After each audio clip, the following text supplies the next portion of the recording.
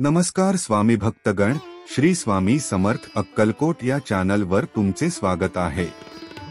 स्वामी भक्तगण, कोणत्याही सोमवारी सकाळी अंघोळीनंतर प्रथम घरातील देव्हाऱ्यात 2 लवंग आणि 1 कापुराची वडी ठेवावी।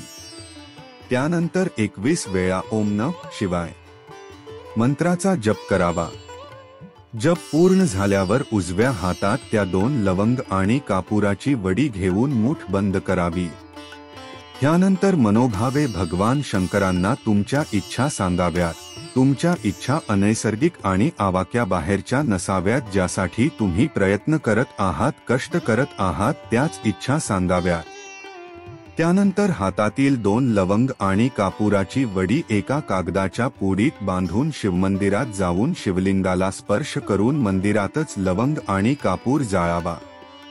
ह्या तोडग्यामुळे तुमच्या इच्छेमध्ये ज्या काही अडचणी येत आहेत त्या नष्ट होतात आणि तुमची इच्छा पूर्ण होते।